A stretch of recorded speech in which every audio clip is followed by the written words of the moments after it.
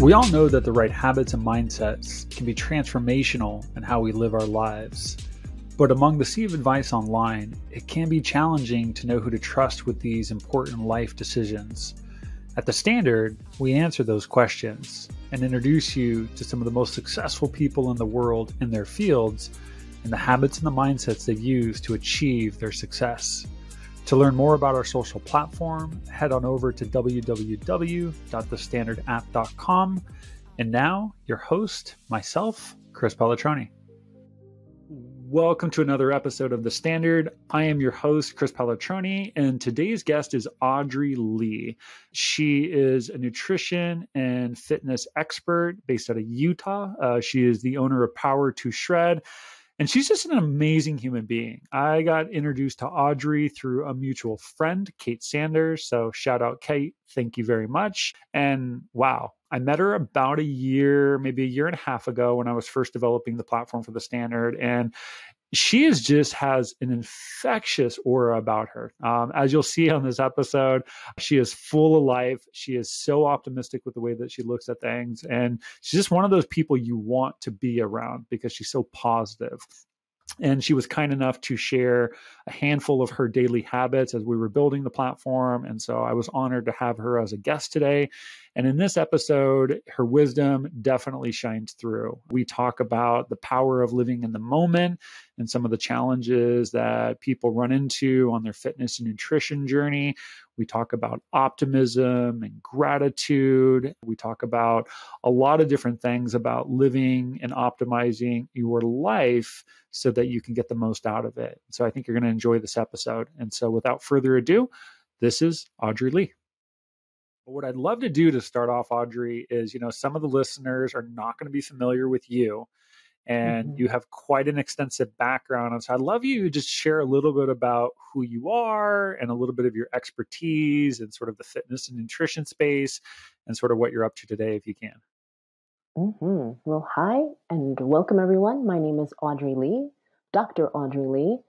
I have my PhD in exercise sports science and master's degree in nutrition. And that is my passion. My passion is exercise, movement, and nutrition, food.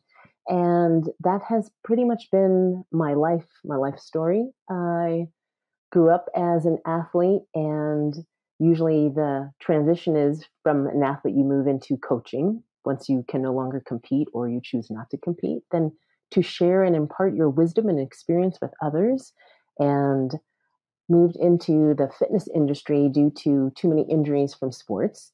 And to be a part of the fitness industry, we're talking about mental health and wellness and fitness, and they sometimes go hand in hand and sometimes they go completely opposite each other. And so diving into these different industries and learning and seeing the way in which life was from that perspective. Because each industry looks at things from a microscopic view of things, and started to see and experience how people move and why people move and how do you motivate people. And so that's been my passion. Is I'm a sport nutrition coach and a performance coach, and helping people to optimize their performance in athletics, to optimize their performance in life. And yeah, that's a little short summary of it. No, I love it. And I don't want to put too many of assumptions into the importance of fitness and nutrition. So I'd love you to spell it out for us a little bit. Like, why did you choose to hone in on fitness and nutrition? What was it about it that you wanted to sort of make a living and coach people around those two topics? That's an interesting question, or the way in which it's framed, because it wasn't necessarily that I wanted to make a living. It was my passion. I just kept pursuing my passion. And it was just so natural. You know how people say that if you do something that you love, you'll never work a day in your life. And so I love moving. I love coaching. I love teaching people. And it was really when I learned that I could make this my profession and my job. I was like, I could do this. I could become a coach, that I can learn to help people to optimize their own health and their wellness and well-being. instead of doing some kind of, the standard 9 to 5 working in an office, doing Yeah. something you don't enjoy, like, yeah, I'd love to do that. And so just really it was my own personal journey as an individual, and then taking that experience and wanting to help others. That really is the teacher. The teacher is there Yeah. to help others become their best selves. And that's what I do. And it's because I've had so many amazing teachers and instructors and coaches that have seen potential that I myself couldn't see, and have helped guide me there and helped lead me there. And that has been my path as well, is from my perspective, from my background as an athlete growing up, and then from my academic background and just life experiences, to be able to impart that wisdom and help others to take better care of themselves. And that's what my background is that, I mean, why are we doing this? Because we want to feel good, we want to enjoy life, we want to be thriving at life. We don't want to be just struggling and surviving, but enjoying life fully. Yeah, I mean, that's the goal. That's what I try to aspire for every single day. Mhm. When it comes to the fitness side of it, is there a particular way or sport in which you're coaching people? Like, I'm familiar with a little bit of your background, but like if somebody was to come to you for like fitness, is it, I train with Kate. That's how you and I got connected. So shout out to Kate Sanders. Mhm. She was on this Okay. episode a few before, and we're always talking about you, of just how amazing you are. So just know we're Oh, always sending positive mojo as we're working out. But Kate is very much although she does do nutrition, she's very much into strength training and so forth. Is there a specialty when it comes to nutrition or when it comes to fitness for you that you lean into? well, for fitness, I lean into endurance sport. Growing Okay. up, I was a swimmer and then moved into cycling. And so those are the first, I started working with endurance sport athletes, specifically cyclists, and then transitioned and now working a lot more with paddleboarding, stand-up paddleboard racers, because I am a stand-up paddleboard racer. And Okay. these are the athletes that I am with and I see regularly and often. And it's one of those things, is leading by example, that don't always have to tell people, but once you start to, like, who's that person? Like, oh, that person. Or you say, I'm a coach at this, like, oh, and you're a coach, but you also do this. You're not just Yeah. talking about it, but you talk the talk and you walk the walk. And so what's interesting to me is that you can have a specialty sport. It might be paddleboarding, it might be cycling, it might be triathlon, as some endurance examples, but all of the different components that, if you're just focusing on one thing, one piece, all the other pieces are missing, right? Mhm. And so that, as Kate, we know each other from paddleboarding, we know from that certification, but it's like strength is an important component to all of Mhm. these things, to your sports and life, as is flexibility, as is nutrition. And each Yeah. one that you can take, fitness as one category by itself, and you can take nutrition as one category by itself, but then there are all of these pieces that are a part of it. And what I do is really is just looking at the different pieces, that how do these pieces fit in? How can we Mhm. optimize the different pieces so that overall everything is elevated? Because we all do well at certain things, we don't do well at every single thing. And that's again with the role of the coach, is to look at and see, like, hey, how about focusing on this piece a little bit more? And how does that affect everything else? Yeah, no, that's great. One of the things I'm so fascinated with is, in building the standard, I'm always trying to think through the lens of what's the least amount of information people need to know in order to have positive transformation in their life. And that's a hard thing, right? Because as you're talking about these pieces, I naturally, being a fanatic of nature, I just think ecosystems, like, they're so complex. Like, we had Mm-hmm. a mobility and strength coach on here from Poland the other day, which was so interesting to talk to her. And then we have fitness coaches, and it's like all of these things are working together. And so I'm trying to figure out, like, I think your average person, and you may work more with athletes, but the average person, like, that can be very overwhelming for them, of like, oh Absolutely. my God, I got to worry about eating, and there's all this complexity to eating, but then I got to worry about exercise. And then you're telling me I need to stretch as well, but then I need to do, and so I'm Mm-hmm. always trying to figure out what's the least that people should know. And I'm wondering if you would agree with this, is like, when I think of some of those really broad building blocks, and keep in mind they can be very complex, sleep, nutrition, and physical fitness or movement are the most fundamental blocks that I can think of. And Absolutely. you're an expert in two of these, right? And I would imagine with just all the experience you have sleeping, you probably know a lot about sleeping as well. Would you Mm-hmm. agree that when it comes to like having a positive transformation or things that you may want to teach sort of like a newbie at like taking care of themselves, that it's really important to hone in on good nutrition, and it's really important to find some sort of daily movement that works for them? Would you say that those are like two of the most fundamental things that people can like practice to like live a healthy life? They are. They are. And I wanted to say, I wanted to preface this of the overwhelm is that I'm an expert in these fields. I get overwhelmed because there is so Yeah. much. And I try to just nutrition and training, and then from there, looking at the different components. But I try to simplify because life already by itself can be quite overwhelming. And then people come to me like, I need help. And then you're giving them more things on their to-do list. Their plate Yeah. is already full and you're giving them more things. That's a disservice as a coach, I feel, is that I'm here to help. So let's look at your life first. So to me, it's first, let's look at your life non-judgmental. Let's see what you're doing in your life. Let's look at what you're doing well. And then from there, I like the acronym KISS, right? Keep it so simple with the nutrition and training that I sometimes, because, we have to be aware and conscious of our words and how these affect people. Because just using the word training, like, I don't have time for training. Yeah. But if I rephrase it, do you have some time for movement? Oh, movement. Yes, I can do some movement. Oh, okay. Nutrition, let's not even get into that. How about starting your day by drinking a glass of water? I make it so simple. I make it so simple that it's underwhelmed. People are underwhelmed. Like, that's all you want me to do? Yeah, that's all. All I'm Yeah. asking you to do is to wake up in the morning and drink a glass of water. Oh, oh, okay. And so I start really, really, really small. Like you said, fundamentals. Start with some water. Start with some movement. What kind of movement is that? Well, first let's look at what are you doing already in your life? Where do you have time? Maybe you have a dog. Like, well, you're walking your dog. Yeah. Walk one extra block. Can you walk one extra block? Absolutely. I was going to say all these fun different names. Like Peter Harris would totally love it. I've got some friends with these crazy names of dogs. You're like, that's your dog's name? Anyway, get distracted. But Yeah. yes. Keep the bar low, so low that you trip over it. It's funny. My little son, I had mentioned this on a previous podcast, but my younger son is just trying to still figure out his movement. Like, what's that look like for him? And Mm-hmm. so we've tried all these different sports, and I'll never forget the comment that he made probably a couple of weeks back. And I think it really speaks to where a lot of people fall in their fitness journey. Is he's like, so I got to do this every day, like forever.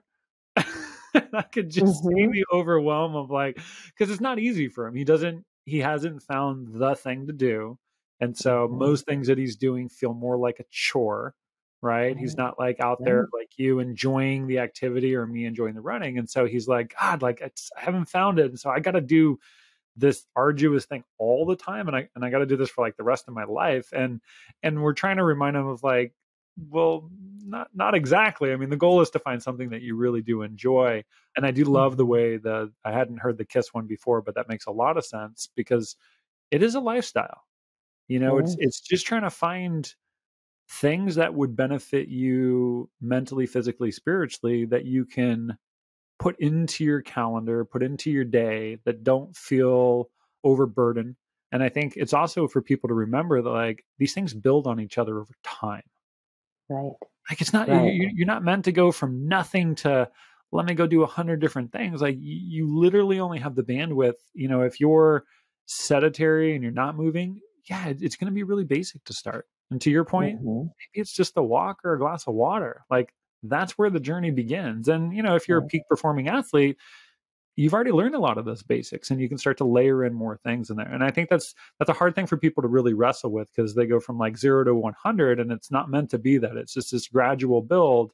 And I try to remind Mm-hmm. people as you build habits, you can stack them on top of each other. And it takes years, it takes decades to get It to absolutely a does. place where it's all woven in there. And I'm sure you see that in your coaching too, because people probably come to you sometimes and they just want that quick fix. And it's like, unfortunately, those don't exist.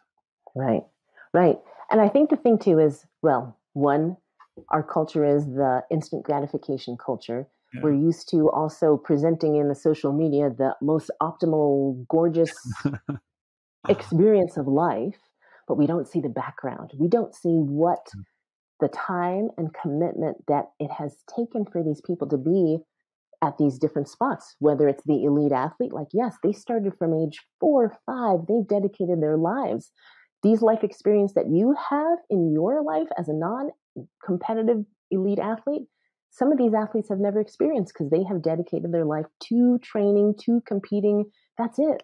And so, we need to look at the full picture. And then really too is the comparison. Like, what we use a lot of these different quotes, right? Comparison is the thief of contentment, that we can't compare ourselves to anyone except ourselves. We can look at, if we can glean something, if it's something motivational or if it's something that helps us to learn, let's look at that. But then let's come back to us, like, hey, let's look at optimizing your life. Or maybe an even better word is, what can we do to make life easier? How can we simplify your life so that you have some ease? I mean, because that's what's the other thing too, is people are always they're so stressed out. There's so much stress in the day. And can you take a breath, right? It's not like, oh, now I have to start doing meditation and yoga. Like, how about you just breathe? Notice when you're getting tight and tense in your chest and breathe. Take some deep breaths. Stop what you're doing and breathe. So I keep coming back to the ease, simplification. Yeah, no, well said, well said. Well, you were so kind when I first met you. You've contributed a number of videos to the Standard. I've watched them all multiple times, so I feel like I have a little bit of an understanding of sort of the way you live your life. And for those that don't know, definitely go check out Audrey's profile on the Standard. But the spirit of this podcast is really taking a look at, like, for you, what is that one habit, that one mindset that you really feel serves you well at this stage of your life? And so I'm curious, for you at this moment, like, what is the habit that sort of rises above the rest when it comes to, like, your mental health and your overall wellness? The habit overall, well, I want to say is being present. Like, being present, and when you're present, then it gives you the opportunity to notice what you're feeling and what you're needing so that you can adjust. Because we have our schedules, we have our routines, but we don't need those all of the time. Save that when we're talking about of the components of fitness, that, okay, I have to do my strength training, I have to do my endurance training, I need to do my flexibility training, I need my recovery training, now I need to do my mental training. That's already 5 things. Like, I can't do every single one of those things, but how about if I'm present? Like, wow, I'm a little bit tired, so I'm not going to do my strength training today. I'm going to do a little bit of flexibility training, or I'm going to do some deep breathing. But the point that I'm trying to make is that when you're present, you can give yourself what you need because you're taking the time to notice instead of going on to autopilot. All of the different habits, again, those are your tools. Those are your tools to notice, oh, I'm hungry. Oh, I need some food. Well, what do I have? Well, what can I prepare in this time frame that I have? And so being present to all of the subtle things. And so I like to ask, or for myself, like, what's my energy level like? Am I hungry? Am I thirsty? Am I engaged? Am I energized? And just by being present, it allows me to see and to notice. I'm not stuck in the past. I'm not anticipating the future. I'm right here. And it allows me to be in that full present moment. And that's something that I really learned from sports and athletics. Like I was going to say, it's like when you're in your sport yourself, that's where you can make those adjustments as well. So say when you're running, right? So that feeling, you have these different, we have our contraptions, we have our wearables that will give us feedback. But the most important feedback is that connection we have with our body itself. And when you're present, then you can feel the things like, this is intensity, this is not too intense. Oh, I'm feeling good. I can cruise at this pace, at this speed for extended amount of time. I'm feeling great. I'm going to run all the way. I'm going to do this full run, and it's like, because you feel so present, because you're so connected, then you give yourself what you need. So that's one of, like, that's my starting point is, what do I need? And then from there, I'll take the other habits and perhaps go a little deeper into a certain habit or. Yeah, I love that. I think that's, she's Louise, like, let's be honest, like to not live in the past or worry about the future is such an issue in society, maybe more for some societies than others, but it's powerful. There's so many different directions we can go on. So let me try to eventually move through this here. I guess the first question I want to ask you with this one is, why is this so important for you at this stage of your life? I mean, like, all this stuff, like, you've meditated Mhm. for years. Like, why is being in the moment and the now, like, why is that so important for you at this stage of your life? Mm. Yeah, I really like that question because it really makes you ponder because we're different people in different stages in our lives, and being present right now, especially we talked a little before we started, is when you're self-employed, you can work all day long. You can also train all day long. You could get caught into all these different things. So by being fully present, I don't get overwhelmed, or I try not to get overwhelmed. If I'm starting to get overwhelmed with all of the tasks that I have at hand, then I stop and say, like, wait a minute, I'm my own boss. I don't, if it's unrealistic to get all of these things completed in this day, that's what tomorrow's for. You don't have to keep working all day long. Like, that's one example because I used to do that. So in this stage of my life, I consciously work on that, the theoretical work life balance, but I really truly consciously work on that because I work from home as well, or I work wherever I am on the road. And so I can work at any time, I can finish at any time. But I like to create a certain structure, again, by being present, like, okay, things need to be completed. I'm getting up at this time, I'm going in my office. So I go in the office and get some things done. Okay, I've been working so much time, I need a break. I need to get away from the office. As soon as I walk out of the room, I'm out of the office. I'll move around a little bit because I'm getting stiff from being on the computer all the time. Or like yesterday, I was on the computer a long time working on projects and my eyes were getting strained. So it's like, Yeah. you need to get out in nature. You need some natural light. Get outside, even if it's for 5 minutes. But the fact that I got outside and just got some fresh air and blinked my eyes a little bit and being present and adjusting in those ways is helping me to take better care of myself so that I can be a better person, a healthier, happier human being. And then I can be a beneficial presence in my role for work and as in my other roles as a friend, as a sister, as a cousin, as a niece, aunt, and just to, overall to me, it's to perform better at life. It all goes back to Mm. me. I'm a performance coach and it goes to, it's not just the athletics, because when you're not doing your sports, what are you? Like, you're a human being and Yeah. you want to perform your best at life. And life is constantly changing and it will continue to change. And so this habit is important to me so that I can continue to do my best because that's always going to change. And the person that can change and adapt the most quickly is going to be the most successful, I believe. Yeah. Yeah. Well said.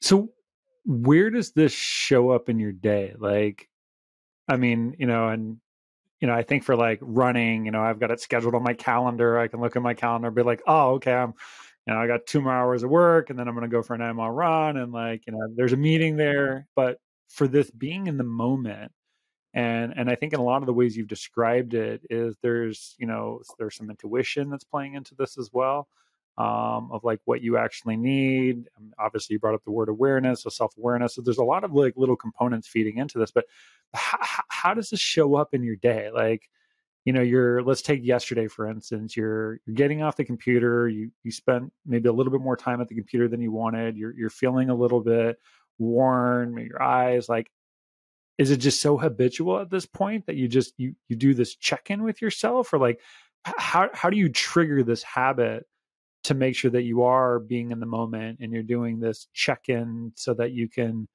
lean in the right direction to optimize? Like, how does that show up in the day? I like the way that you phrase that. Is looking at the day. I create a schedule for each day, and yesterday was start at 7. I had specific appointments in my day, and then I had specific tasks that needed to complete in that day. And then in the time frame that I had, it's like, okay, I have this much time. This needs to be done. I believe this is realistic. And yes, not multitasking. So I try not to multitask because I don't do well when I multitask, or I do mediocre work in comparison to really focused work, right? Because I Totally. can definitely multitask, but something is important, then I want to give it my undivided attention and I will give it my undivided attention. Yeah. But I've also learned is like, okay, you have an allotted amount of time. Once that time is over, move on to the next thing. Doesn't have to be perfect. Mhm. And Yeah. And I think that's part of the thing is that being present is who I am. This is who I am now. It's something that I've worked on. It's a skill. It's a practice that, from teaching yoga and taking yoga and doing meditation and taking meditations is something that has become a part of my everyday life, that always assessing. It's also in fitness that when you're moving around, like you start off and the instructor explains, okay, this is your posture, maintain your alignment, and it's maintaining your alignment. All of these different words, right? Awareness, we're mindful, we're maintaining our alignment. Is your posture still tall? Is my throat getting dry? So these are elements that come from athleticism, from sports, that when you're running, how's my posture? How's my form? How's my technique? How's my pacing? And I find that carries over into my life, that they go hand in hand with I started as an athlete and academics at the same time, and it just is a part of who I am and continues to be. I didn't know it at the time when I was growing up, but these are skills that I learned early on, and just that's how I've lived my life. And structure. I think having that structure is really what's the most helpful. That, okay, there's structure in the day, and part of that structure includes that check-in. How are we doing? How's performance? Because if you're starting to feel your energy is dropping, pause. Pause and stop, because you're not doing as well anymore. Like, okay, it's time for a break. I think another thing too, is that this is what I really work on coaching my clients. So that's something that we're working on right now, is that, okay, we could work all day. Similar things that clients that work from home, they could work all day long. They don't have anyone that's overseeing them. Their supervisor isn't saying that they need to do more, but they put this pressure on themselves to do, to do, to do. It's like, remember, we can't always do 100%. Like, we need some downtime as well. And so I try to make sure that I have some downtime so that I can still perform well. Have you read the book Peak Performance by Andre Erickson? Not yet. It's on my list of books to read. Just as you were talking, it reminded me, I mean, one of the really large concepts that came out of it was stress plus rest equals growth. Mm-hmm. And, I think I won't speculate on how many people, but I know for myself, a philosophy I adopted for so long was, well, if I just don't take breaks and I just train more, whether we're talking about as an athlete or in my case, like a novice athlete, or just in work, you don't take breaks, you don't take that vacation, you'll just accomplish more. I mean, the sheer hours you'll throw at it. And the book was really trying to break down the science of that's actually not true. Mm-hmm. You can't just go all the time. Like, you have to find ways. And I think the message he was really trying to hammer home was, the harder you stress yourself, and like a healthy stress, right? It wasn't like a debilitating mm-hmm. stress. Don't cross that line too far. But the goal of any sort of development is to stress your muscles, to stress your brain, to stress your possibilities, just enough that there's some tear and there's some growth there. But you have to equally find ways to rest as hard as you do with the stress. And if you don't find ways to balance the two, I don't know that he was advocating for exactly a 50-50, but he was advocating of you have to rest as hard as you stress. And if you do those two things well, you will achieve the type of growth that you're looking for. But if you predominantly over-index on one of the two, you'll never reach your optimal growth level. So as you were talking, it was just making me think of how important it is to take breaks. I guess a question I would have, Audrey, I mean, I recognize that this has been something that you practice, and clearly when you teach people stuff, it always stays front of mind because you're teaching people stuff. And so it's easier to remind yourself of the value of some of these principles. But are there moments where you don't pause, you don't break, you don't live in the moment? And if there are moments or days or weeks that this doesn't happen, do you remember the effect that has on you by not practicing this habit? Like, what's the side effect of not being in the moment for you? Mm-hmm. A side effect of not being in the moment for me is overtraining, whether that's sports or overworking, overwhelm, right? So they all go together. They're all the same thing. It's overdoing it. It's overdoing it.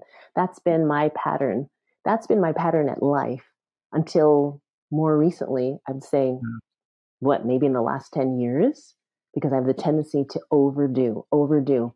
In fact, when I was in high school, I used to get barred from the gym because I wasn't allowed to work out anymore. So we'd have morning workouts.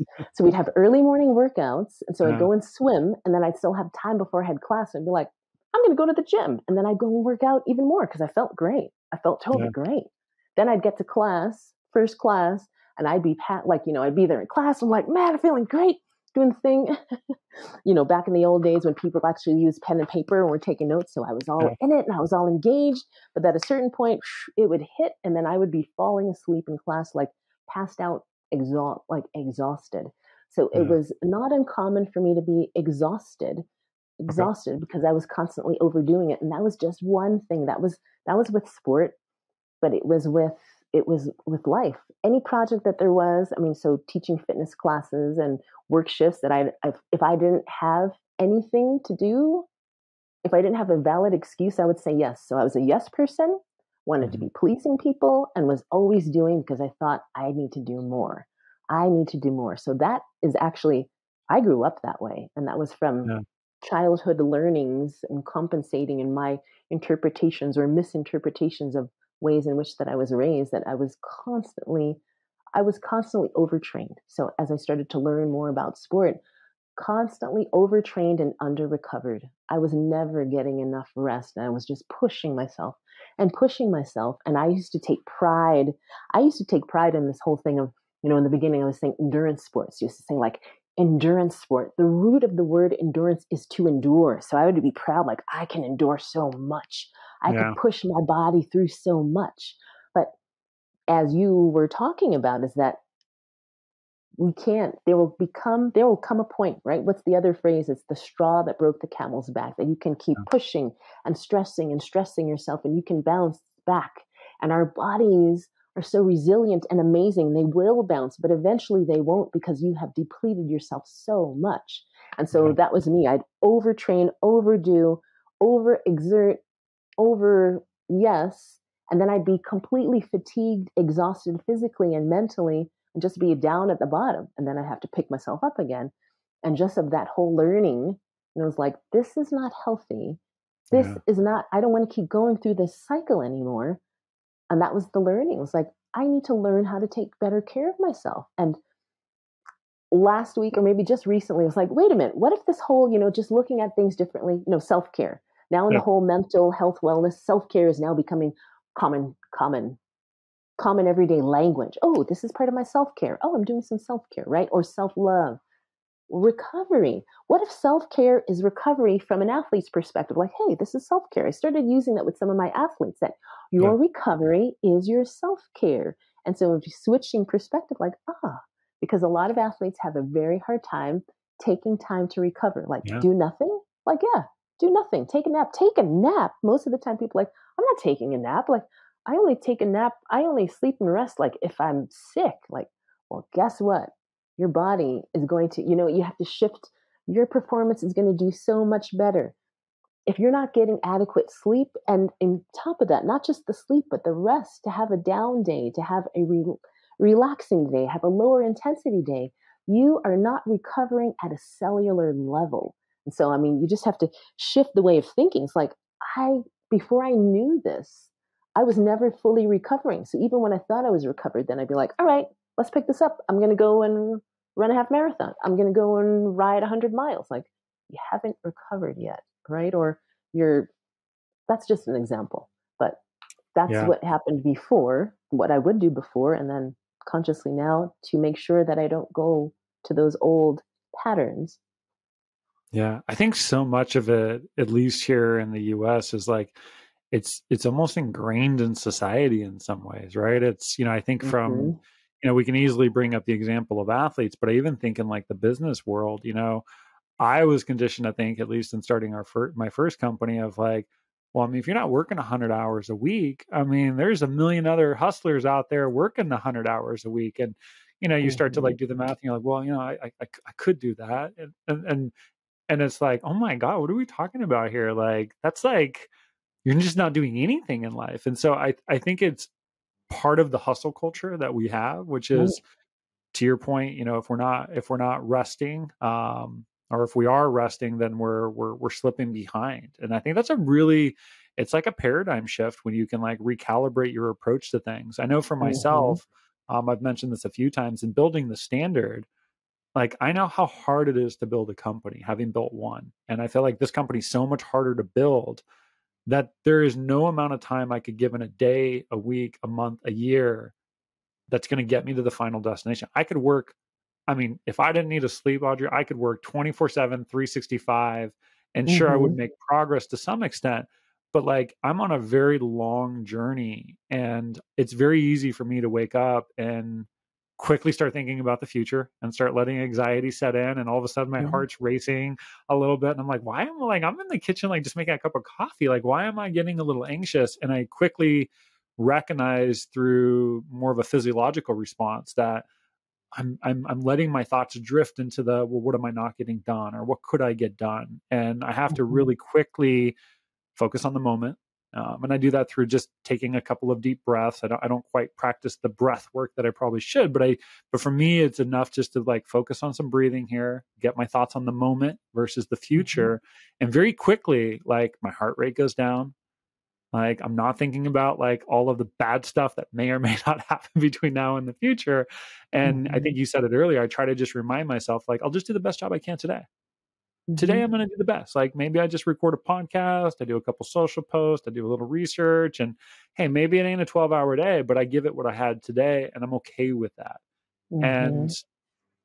I'm gonna be honest with you. That's a hard thing for people to. I struggle with that, and it's you say it now. I kind of morph that a little bit into enjoy the journey, which is also a bunch of now moments wrapped together. But I think that's a very hard thing Mm-hmm. for people to wrap their brain around. And I'm curious for you, as you've practiced this habit so much and it's so ingrained in who you are, knowing that this wasn't always your personality, but now it is. Mm-hmm. How has that helped you with your overall life performance? Like, what have you noticed now by practicing that you wish you could have told yourself maybe 20, 30 years ago?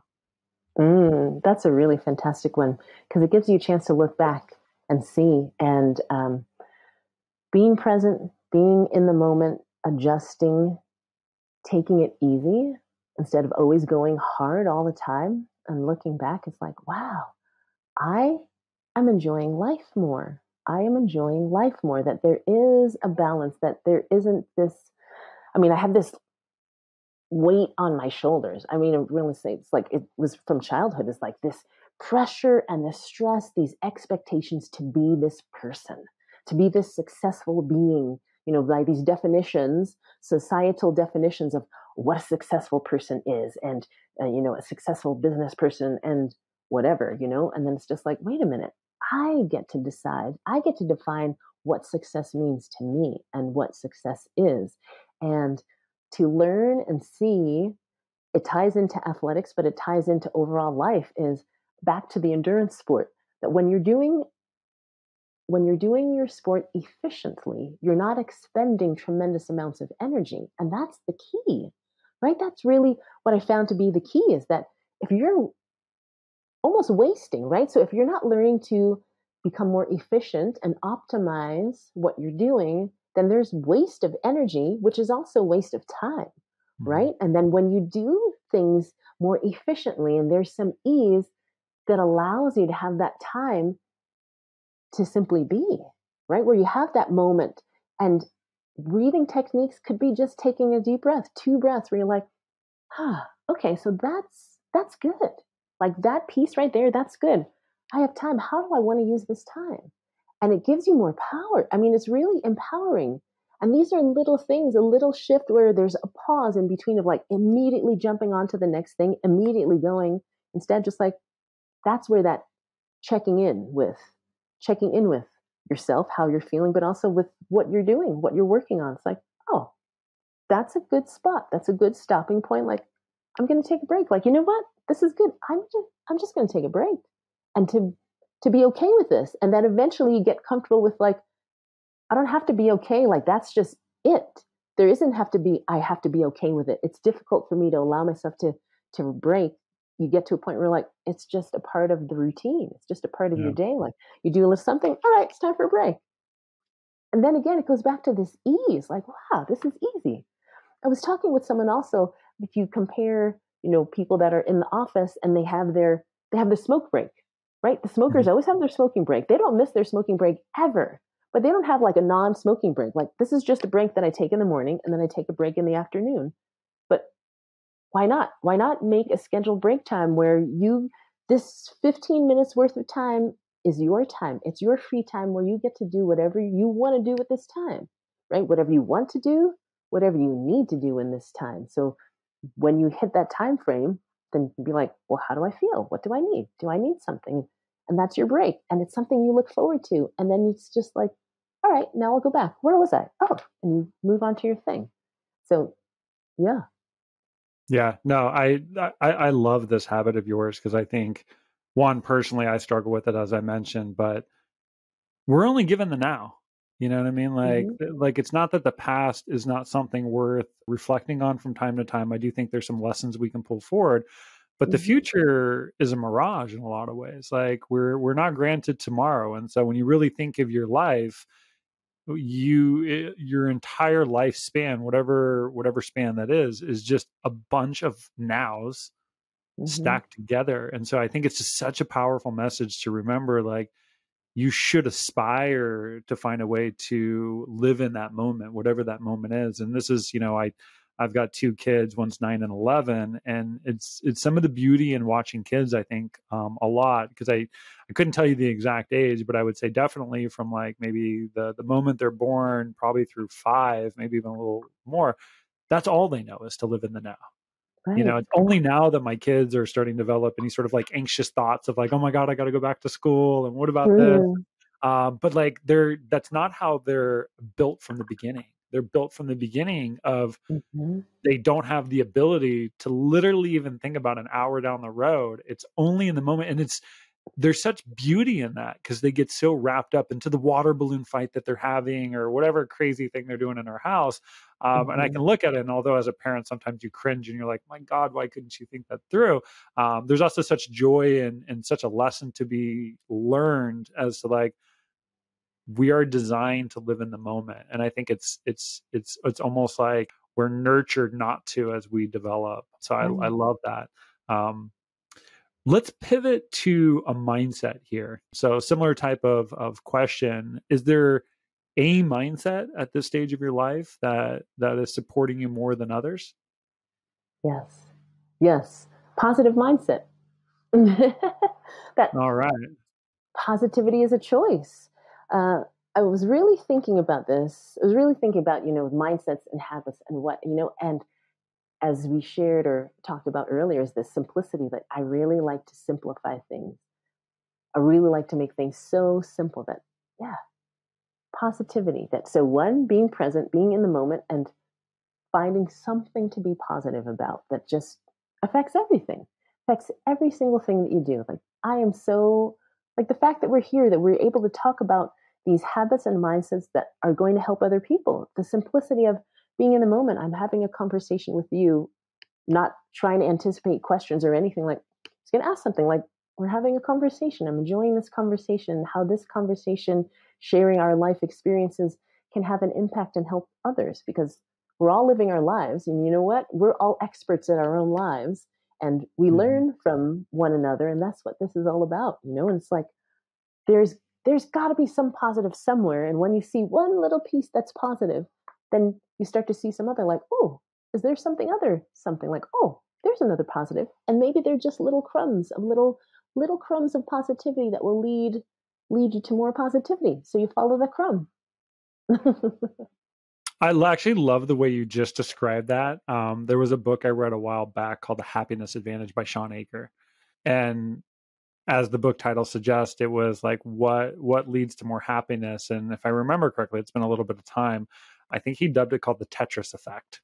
Mm, And you were describing it as like little breadcrumbs, but I think we all can remember the game of Tetris, or if you're on like a car ride, it's like, can you spot a yellow car, or can you spot like a beetle? And the fascinating thing about the way that the brain works is the brain is built for pattern recognition. It's just mm-hmm, the way we are wired at a neuroscience level. And so, I'm sort of stringing together a few concepts here, but your brain is wired for pattern recognition. And if you can find a way to look more towards positivity, as you said, you tend to find more positivity because you're looking for positivity, hence the Right. Tetris effect. And so it Exactly. really has a very profound effect on your overall happiness in life, Hmm. because if you seek it, you will find it. Which Exactly. I just thought was when you're describing that, I was like, oh my God, that's like the Tetris effect. Before we dive more into like you specifically, I want to take a step back on this because, I think we all know people in our lives that are not as positive, they're not as optimistic, they're not as hopeful. And I'm Hmm. sure somebody could be listening to this would be like, well, that's great, Audrey, Chris, your guys' lives are amazing. Like, Hmm. you've got so much to be happy about. And I was interviewing a gentleman out in London, Alec Crockford, and he brought up this as well of mindset and positivity. Hmm. What sort of tactical advice would you give to somebody who maybe not be very who isn't very positive, who isn't very optimistic, who feels Hmm. like there's just a lot happening to them right now. They're circumstantial, like, life is, happening to them, not for them. Like, how do you how do you help those types of people cultivate a mindset of being more optimistic? Like, what Hmm. would you say to that? Yeah. Well, cultivating optimism is a practice, just like anything else. And like we have spoken about before, and this is, I am presenting myself now as this person in this stage in my life where I look for the positive. I did not grow up in this way. I grew up Yeah, completely opposite. I grew up in a dysfunctional family where there was chaos around. I learned growing up as completely opposite is hope for the best, expect the worst. And so it was, I mean, it was a completely different mindset. I was in a completely different mindset altogether. It was a yeah, different life where I was struggling to get by. And so it is not something that's just snap of the finger. This is something consciously I've worked years and years and years at doing this. And that's not to dissuade anyone, but it's to show that this is a process, that it isn't an instant yeah, transformation, but your mindset is a choice. And I think when a person can embrace that fact that, okay, yes, I am in agreement that this mindset or my mindset overall, my outlook on life is a choice and I can choose the mindset. And if something isn't working, I can choose again.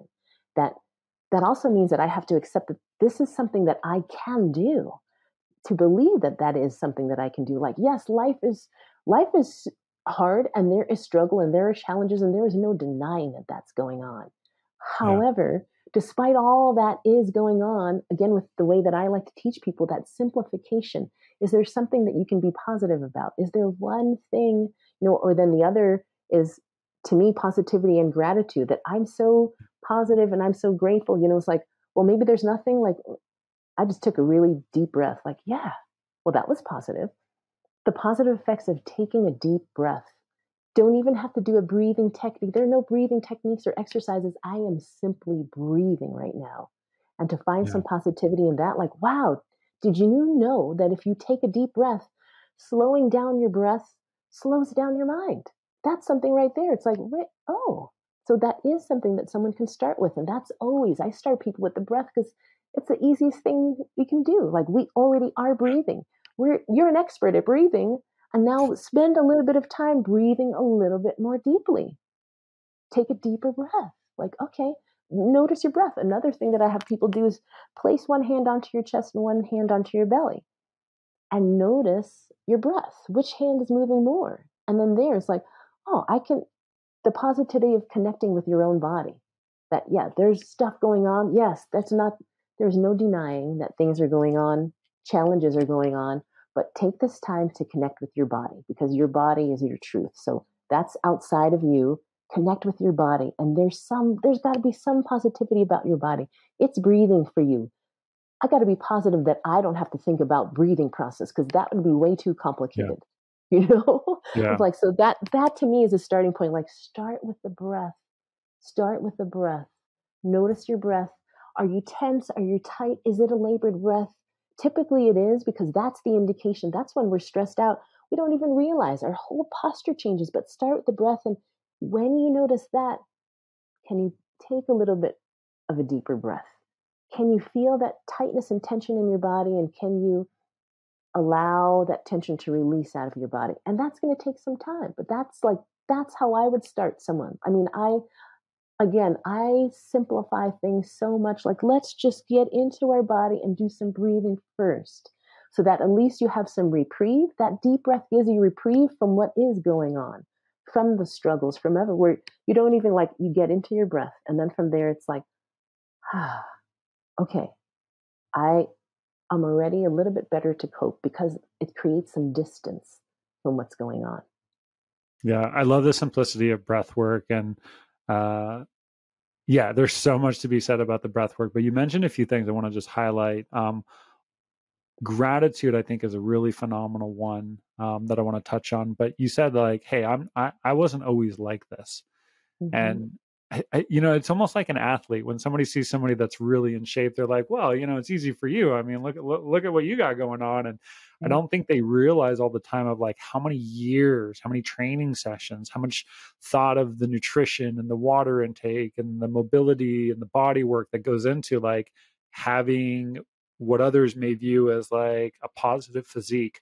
I think of myself too. I remember when I was trying to sell my first company, there was a period of time, it was almost like an out-of-body experience, because I was so negative. Like, we had thought we would build this company and sell it in 3 years.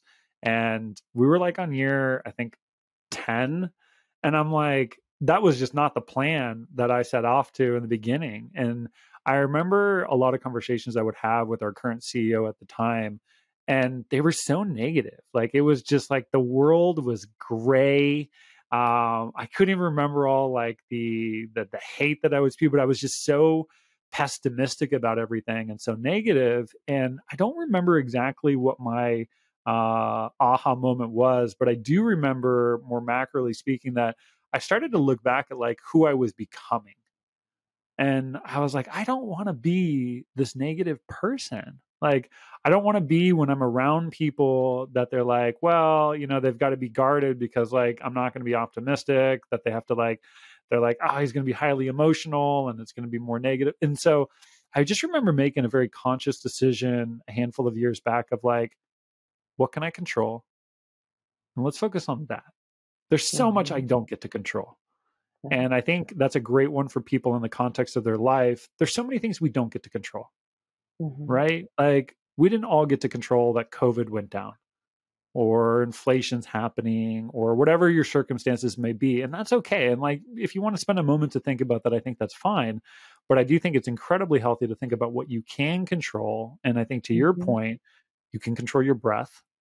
And I think if you can focus on those simple things, you do get to control. And I do think there's a lot of power in gratitude. We can all find something we're grateful for. If you've ever had a sprained ankle or a sprained finger, it's really easy to be grateful for like full mobility of your hands, or being able to walk without anything. But I do think it's a practice.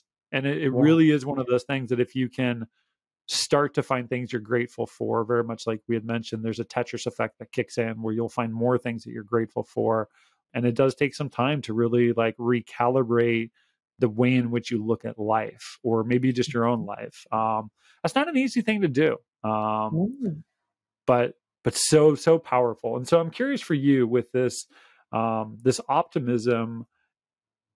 I know we had talked about gratitude, but when you think of this mindset, are there specific ways in which this just shows up throughout your day? Like, is this popping in? Like, do you do a gratitude journal, or is this just so ingrained in sort of your personality at this point that you just lean in with optimism when you look at situations or experiences? It's actually both. Yeah. So Yeah. optimism, gratitude practice, if you will, that to take this practice beyond just, sitting in a gratitude meditation. I do gratitude meditations often. I do gratitude nidras. I like to start my days with them. I love to start my days with them because it's an extra, if you want to say, fortification from what's going on in the outside world. So I am fortifying myself in gratitude, in positivity, or if you want to say it's a force field, like I'm in my little bubble, I'm in my force field of positivity. It's like all this stuff can't get to me because I'm positive. But Yeah. again, it is a practice. It's a practice just like anything that, like a marathon runner, they don't just start running a marathon. Like you have to start, and it's one day at a time, one instant at a time, one moment at a time. And yes, so I do the different practices. I have different sayings. I love quotes. Quotes are another something that just helps me. So I have a collection of quotes that I see, or Okay. to me, really is anything that can help you help yourself, right? So quotes, music that's uplifting, that just helps me to be more positive, grateful. Like there's just something like, I'm grateful, I'm so thankful. It's like I'll go Yeah. around and sometimes I start my day with that and then I'm singing it around. Like, and especially too, I've noticed some challenging situation where I'm singing it as a reminder to myself, like, hey, I'm in a challenging situation. I'm so grateful. I'm so thankful. I'll take a break and just in my head, like, okay, there's got to be something to be grateful for. There's got to be something to be thankful for. This is a practice. And it's challenging and doesn't mean and the whole part of the word, I mean, the practice, that it's not something that you're perfect about at all. Yeah. And being perfect or perfection is an unrealistic expectation because life is not perfect. We are not perfect. That's what makes it so unique and amazing and special. And so finding that one little something to be grateful for in the moment. It's like, oh man, all this is going on. My eyes, like yesterday, I spent a long time on the computer, but you know what? You're able to do all of this work online on a computer, or here we're Yeah. in different states, different time zones. We're talking right now, like, wow, I'm so grateful for this. I'm so grateful for this form of, social media that we can get word out there to people and we can help people by using this. And so, I mean, there's always something to be grateful for once you start honing in on things. If like you said, if you're that person that's only had a black cloud, because that was me. I was in a Yeah. black cloud because that's all I knew. I mean, I was just struggling to get by. And then to get to a point where I said, like, I do not want this anymore, which is also when you make that firm conviction that I'm going to make change. I don't know how, but I do not accept this. Like, this cannot be my life. I just refuse to accept this. There's got to be something different. And that firm decision, that firm conviction is the starting point where, like, there's got to be something better. And then you're starting to open up because there's got to be something else, whatever that something else be. And maybe it's just this little glimpse of hope. Maybe that's what that positivity is like. There is some hope. And that's the starting point of that Tetris effect, or that's the little breadcrumb to get started in that path. Yeah. I love the fact that you mentioned maybe it's a song, and it just couldn't help me but think of, like, maybe it's a feeling. I know you're really big on nature. We could probably have an entire podcast on the power of nature. I'm always trying to advocate it, but I love plants. And Mm-hmm. so there'll be moments in my day. I've sort of built my office. I can look out my doors here and I can see my plants, and it just makes me happy. And there's such profound Mm-hmm. effects that nature has, and sort of connecting us to the universe. We're all interconnected, all stardust, whatnot. But yeah, I mean, maybe if it's not a word for somebody, and that's not easy for them to articulate, it could be a feeling of being around a person. It could be a movie, it could be a song, it could be an image. Like, there's so many different ways to sort of trigger the hope, optimism, gratitude chain, if you will. So, for people that may be struggling to articulate it, maybe that's not where you're at yet. Maybe it isn't you need to put pen to paper. Maybe it's just you need to lean into things that make you feel a certain way and try to Mm-hmm. surround yourself more with that. So I love the fact that you sort of brought up that, yeah, it's more than just a word in some situations. Final question I have for you, Audrey. And, so much of what we're trying to do at the Standard is bring everything back into the bigger picture. And I am a massive believer that, like, the key to changing the world is changing yourself. Hence why Mm-hmm. we're all about habits and mindset. So I do think that that really is the key. But let's face it, we're still on a planet with 8 billion people. There's a lot that's happening in the world. Not that you should worry yourself about all of that, but I'm curious, with all the knowledge that you have, if you could wave a wand and, distill down some habit or mindset across all humans, is there one particular habit or mindset that you feel would nudge us in a more loving and kind direction? Is there one that sort of stands above the rest for you? I would say one, based on our conversation today, I would say that self care, it's like taking better care of yourself. If people would if every single person would embrace this habit of taking better care of themselves, and that a lot of people take this concept, this word, as, this huge overarching something. It's like taking better care of yourself means being in tune with yourself. Might even mean just paying attention to yourself, paying attention to what Yeah. you need and taking care of yourself. Because as we shared and talked about, society, so many people are just so driven in this routine that they're in this routine and they must be this something. But if they were to pause, if they were just able to pause for a moment and to take care of themselves in that moment, have something, because there's just so many common things I must do, I must produce. So I'm going to work, work, work, work, work. How about stopping to drink some water? How about stopping to nourish yourself? How about stopping to energize yourself so that you have the energy to be productive and do what you need, right? Or then the other something like when you take care of yourself, that includes all of the different habits that we've touched on of fitness or Yeah. doing some breath work or doing a mindfulness practice or a gratitude practice or listening to some positive music or reading something that's inspiring or looking at something, going out in nature, that if everyone were to do a little bit more self-care for themselves, it's like to have this break time, like, hey, self-care time, everyone, it's time for your self-care. Do what you need to do for your self-care. Okay. And everyone did their self-care. That would make a difference. And again, because that Oh, self-care is a broad overarching, but I think when people take better care of themselves, they take better care of each other. They take better care of the environment, their work environment, yeah. life environment, etc. Yeah, those are all the connections I'm trying to make. And I would love, like, maybe not national holidays, but I'd love to see companies distill like these moments throughout the day where everybody was forced to go take care of themselves. I think that would be awesome.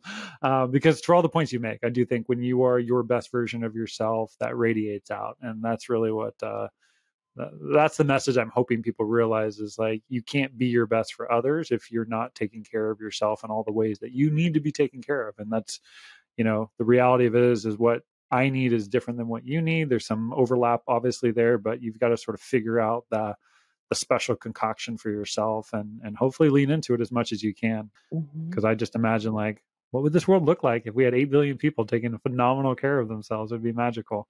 Um, Right. where can people go to learn a little bit more about you, Audrey? Like, where's the right Uh, place to send them?